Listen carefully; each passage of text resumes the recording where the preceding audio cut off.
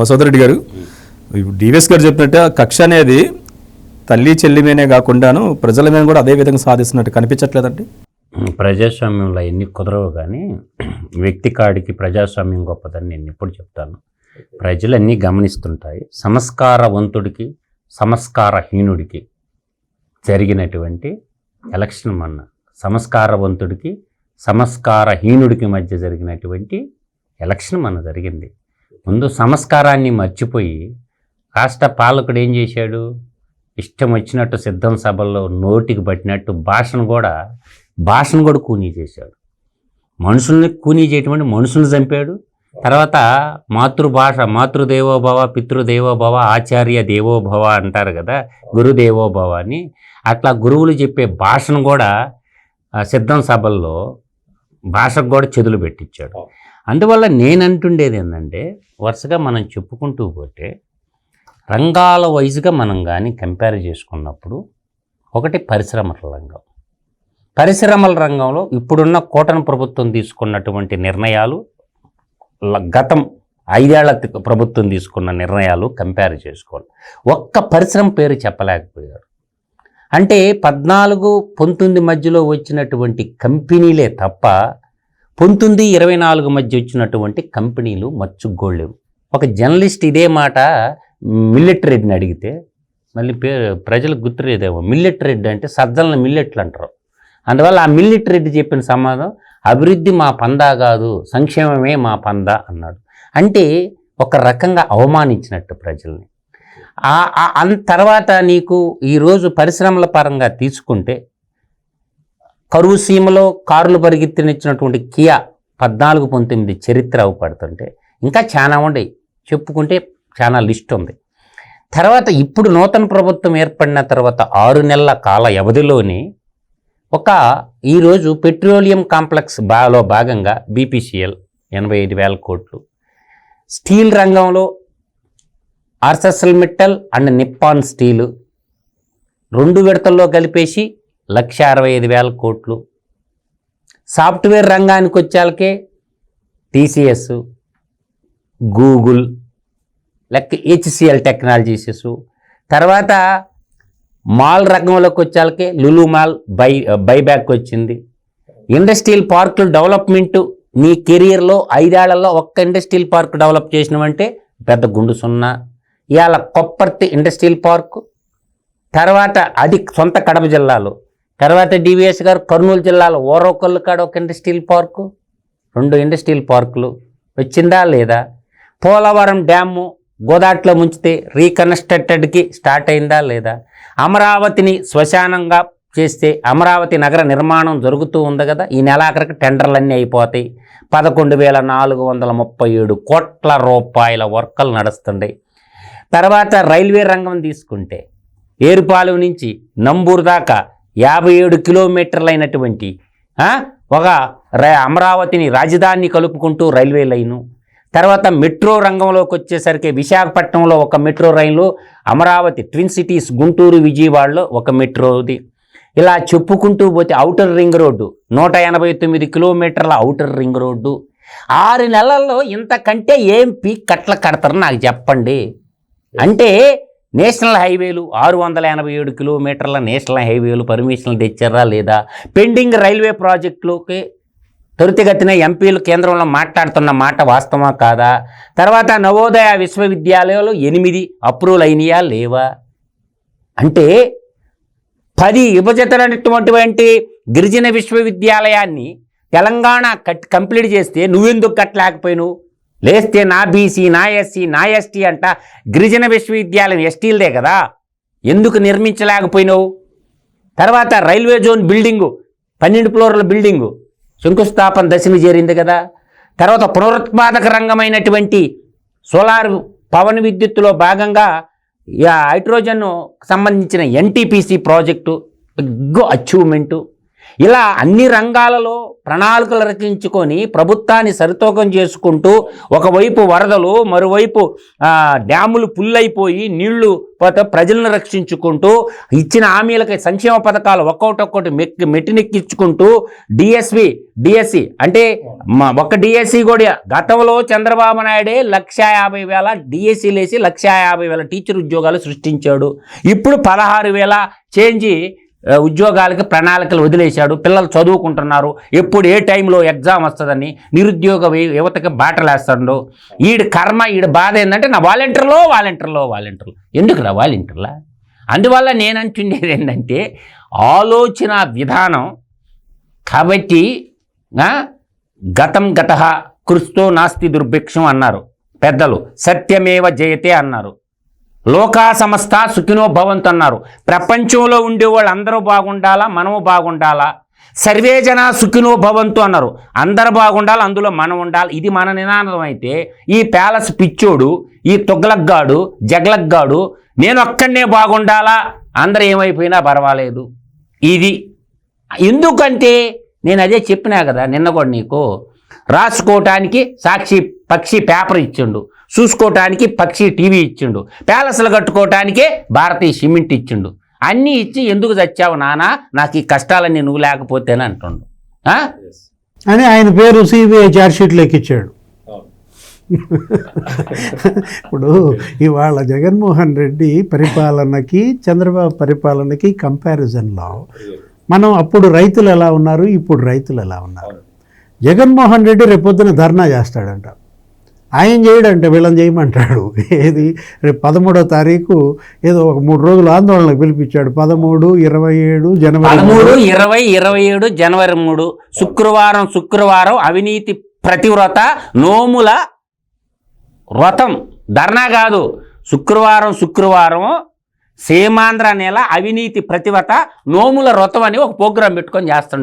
అంటే వాయిదా ఎగ్గొట్టడానికో ఏదో మరి సిబిఐ ఛార్జ్ షీట్లు వాటిపైన కోర్టు వాయిదాలు ఎగ్గొట్టడానికి. శుక్రవారం అంటే అది కోర్టు వారం జగన్ దృష్టిలో. ఇప్పుడు ఈరోజు ఏంటి 1,650 కోట్లు రైతులకు బకాయిలు పెట్టాడు జగన్మోహన్ రెడ్డి. ఆ 1,650 కోట్లు వీళ్ళు తీర్చారు. ఎవరు? చంద్రబాబు ముఖ్యమంత్రిగా నాదేళ్ల మనోహర్.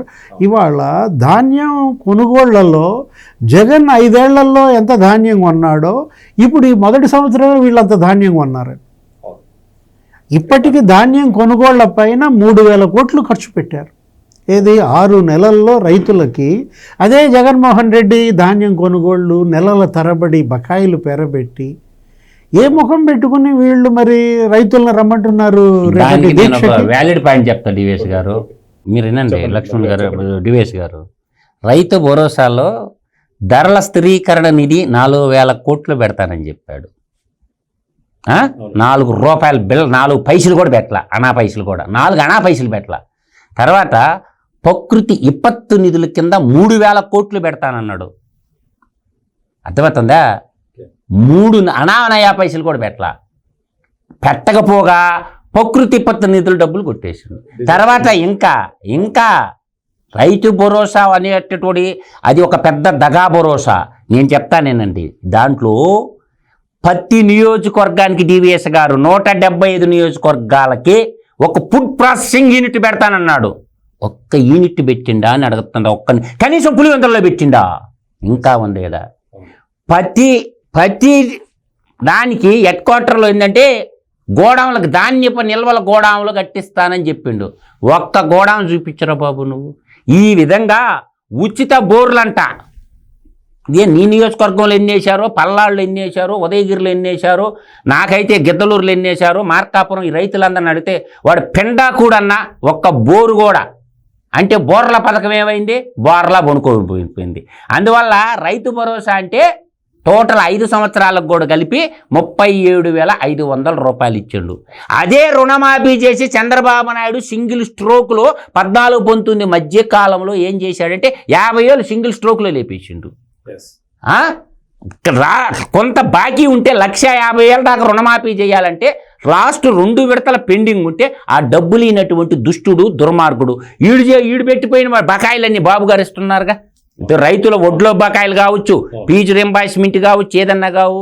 కాబట్టి పనిమంతుడికి పనికి మాలినోడికి, సంస్కారవంతుడికి సంస్కారహీనుడికి తేడా ఈ పరిపాలన, ఈ 6 నెలల పరిపాలనలోనే అవపడుతుందని నా భావన.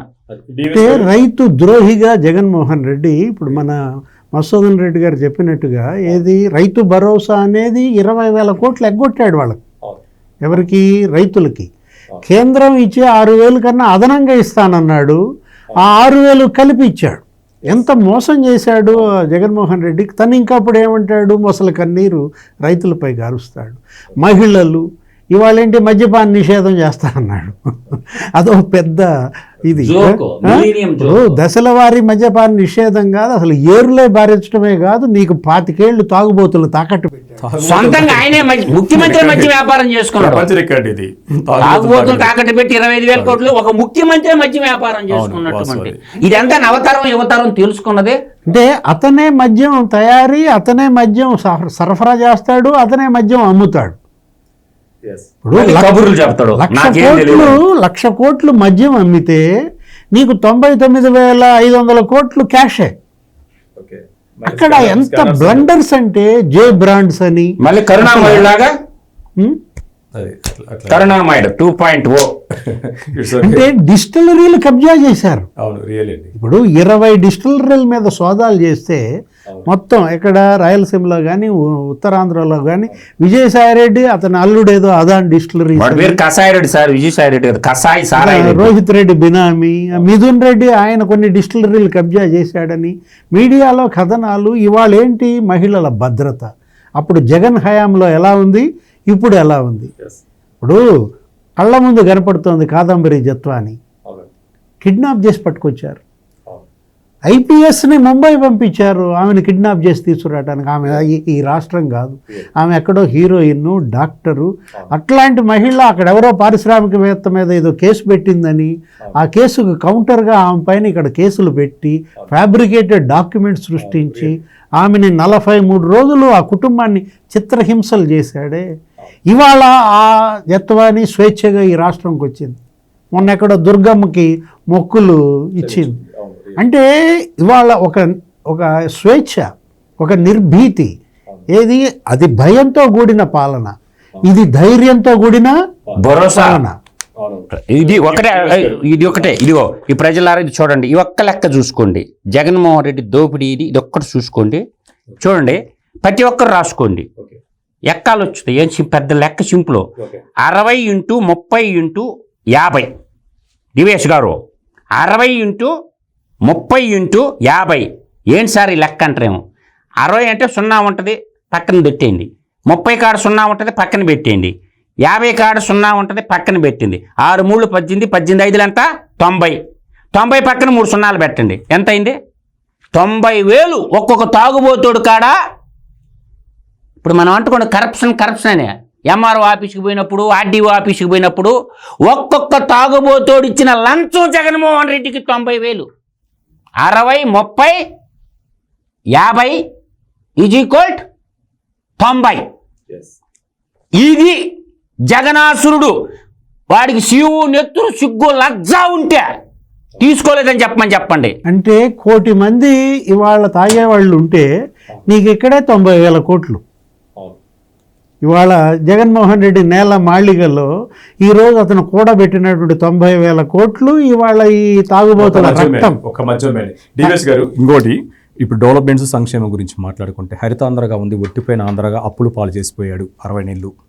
ఇప్పుడు సంక్షేమం ఏదైతే కూటమి ప్రభుత్వం ఇచ్చిన హామీలు ఏవైతే ఉన్నాయో వాటికి అలా సంక్షేమాన్ని తీసుకొస్తున్నారు. ఏదో ఒక రూపేణా తీసుకొస్తూ ఆదాయాన్ని పెంచుకుంటూ, వనరులను పెంచుకుంటూ సంక్షేమాన్ని ముందుకు తీసుకెళ్తున్నారు. డెవలప్మెంట్స్ కార్యక్రమాలకు వచ్చాక ఒక పెను సవాల్గా మారిన అంశం, గతంలో 60 నెలలు పనిచేసిన కాంట్రాక్టులకు 45,000 కోట్లు బకాయి పెట్టిపోయాడు. ఆ కాంట్రాక్ట్స్ A1 నుంచి గ్రేడ్ 1 ఇవన్నీ ఉన్న కాంట్రాక్టులు మొత్తం ఇప్పుడు కాంట్రాక్ట్ చేయాలంటే అవి పెను సవాల్గా మారేటట్టు లేదా కూటమి ప్రభుత్వానికి? కాంట్రాక్టర్లకి పెండింగ్ బకాయిలు 45,000 కోట్లు కాదు, 2 లక్షల కోట్లు. ఈ రాష్ట్రాన్ని 11 లక్షల అప్పులలో ముంచాడు. 11 లక్షల కోట్ల అప్పుల్లో 2 లక్షల కోట్లు ఎవరికి? కాంట్రాక్టర్లకు ఇవ్వాల్సిన బకాయిలు ఇప్పుడు ఈ ప్రభుత్వం కట్టాలా? అంటే ఎలా అప్పుల్లో ఆంధ్రప్రదేశ్ను ముంచేశాడో అతను ఏం చేశాడు, అప్పు తెచ్చాడు. ఆ తెచ్చిన అప్పుతో ఇక్కడ ఆస్తులు సృష్టించలేదు, ఒక్క రోడ్డు వేయలేదు, ఒక ప్రాజెక్టు కట్టలేదు, ఒక ఇల్లు కట్టలేదు, ఒక పరిశ్రమ తేలేదు. మొత్తం తెచ్చిన అప్పులు తెచ్చినట్టుగా తన కాంట్రాక్టర్లు తన బినామీలు మింగేశారు. పేరుకేమని చెబుతాడు, 136 సార్లు బటన్ నొక్కానంటాడు. బటన్ నొక్కింది నీ సొమ్మ, మీ నాన్న సొమ్మ, ఇడుపులపాయ ఎస్టేట్లో డబ్బులు ఏమైనా పంచావా? అది ఎవరిది? ప్రజల డబ్బు. ప్రజల డబ్బు నువ్వు ఇస్తూ నేనేదో భిక్షం వేసినట్టుగా ఇస్తేనే కదా జనానికి కాలింది. నీ సొమ్ము ఇస్తున్నావా అని చెప్పి పాపం వాళ్ళంతా ఏం చేశారు, ఇటు కూటమి ప్రభుత్వానికి ఓట్లు గుద్దెదులు పెట్టారు. డివిఎస్ గారు ఇది ఒక్కసారేనండి, ఇదిగో ఇప్పుడు వేసాను లెక్కన. డివిఎస్ గారు ఇండియన్ స్టాటిస్టిక్స్ ప్రకారం సీమాంధ్ర నేల మీద 35 లక్షల మంది తాగుబోతుళ్ళు ఉంటారన్నారు. పర్ ఇయర్ 90,000 వేసుకుంటే, అంటే 5 సంవత్సరాలకు 90,000 వేసుకుంటే 31,500 కోట్లు జగన్మోహన్ రెడ్డి లంచం రూపంలో దోచేసిన సంపద. 31,500 కోట్లు జగన్మోహన్ రెడ్డికి తాగుబోతులు ఇచ్చిన లంచం త్రూ డిస్టిలరీ ద్వారా. కాదని చెప్పమను జగన్మోహన్ రెడ్డిని ముందుకొచ్చి అడగండి. తాగుబోతులందరూ వస్తున్నాడు కదా జనవరి నుంచి జనంలోకి జగన్ అని, జగన్ గల్లా పట్టుకొని అడగండి. మా 31,500 కోట్ల రూపాయలు ఎక్కడ దాపెట్టినవురా జగన్మోహన్ రెడ్డి? కలికాల జగనాసురుడా, కలికాల కాకరగా, కలికాల కాలకేయుడా, మా డబ్బులు మాకు ఇవ్వమని తాగుబోతులు అందరూ అడగండి. 31,500 కోట్లు దోపిడీ చేసిన లంచంగా తీసుకున్నాడు తాగుబోతులు కాడ. కాబట్టి ఇది ఒట్టి లెక్క కాదు, ఒట్టి మాటలు గట్టి పెట్టబోయి గట్టి మేలు తలపెట్టబోయి అన్నాడు గురజాడ అప్పారావు. గల్లా పట్టుకొని అడగండి జగన్మోహన్ రెడ్డిని. ఇది రియల్ ఫిగర్. మాఫియాలను పెంచి పోషించాడు. ఒక మాఫియా కాదు, land mafia, sand mafia, wine mafia, mine mafia, 9 రకాల మాఫియాలను పెంచి పోషించాడు ఇతను. డ్రగ్స్ మాఫియా అంట, గంజాయి మాఫియా అంట, అసలు గ్రావెల్ మాఫియా పేరున్నావా, మట్టి మాఫియా అంట. అంటే ఇప్పుడు ఈ ప్రభుత్వం ఈ మాఫియాల భరతం పడతారు. వరుస పెట్టి రైస్ రేషన్ మాఫియా నిన్నగా మనం చూసాం. ఎవరు? ఆ ద్వారంపూడి చంద్రశేఖర్ రెడ్డి. అసలు ఎలా జగన్మోహన్ రెడ్డి ఒక ఆర్గనైజ్డ్ క్రైమ్, వ్యవస్థీకృత నేరాలకు పాల్పడ్డాడో నీకు రైస్ రేషన్ మాఫియానే నీకు కళ్ళ ముందుందన్నమాట. ఇప్పుడు డిప్యూటీ సీఎం పవన్ కళ్యాణ్, ఇవాళ సీఎం చంద్రబాబు ఇవాళ ఉక్కు పాదం మోపుతున్నారు. ఈ మాఫియాల భరతం పడుతున్నారు. ఇంకా 4.5 ఏళ్ళు వీళ్ళ ముందు ప్రజల యొక్క ఆకాంక్షలు నెరవేర్చాలి. అప్పుడు సూపర్ 6 హామీలు నెరవేర్చాలి. మనం చూసాం మొన్నే, ఏది దీపం పథకం కింద 3 సిలిండర్లు ఇచ్చారు. ఒక సిలిండర్ ఆల్రెడీ డిస్ట్రిబ్యూటెడ్. ఇప్పుడు వరుస పెట్టి మెగా డిఎస్సి ఇచ్చారు, నీకు పింఛను పెంచారు, నీకు ఇవాళ స్కిల్ సెన్సెస్ నైపుణ్య గణన జరుగుతోంది. అంటే ఇచ్చిన హామీలని నెరవేర్చిన ప్రభుత్వం చంద్రబాబు ప్రభుత్వం నెరవేరుస్తోంది. ఇచ్చిన హామీలను ఎగ్గొట్టి మోసం చేసిన ప్రభుత్వం జగన్మోహన్ రెడ్డి ప్రభుత్వం. ఇది మొత్తానికి 6 నెలలు 60 నెలలు ప్రభుత్వాలకు మధ్య తేడా. కూటమి ప్రభుత్వం 6 నెలల్లో సాధించిన సంక్షేమ అభివృద్ధి కళ్ళ ముందు కనిపిస్తుంది. 6 నెలలు జరిగిన విధ్వంసం కూడా చర్చలో మనం చర్చించుకున్నాం. మరొక అంశంతో మళ్ళీ కలుద్దాం. చర్చలో పాల్గొన్న డివిఎస్ గారికి, మధుసూదన్ రెడ్డి గారికి నమస్కారం సార్.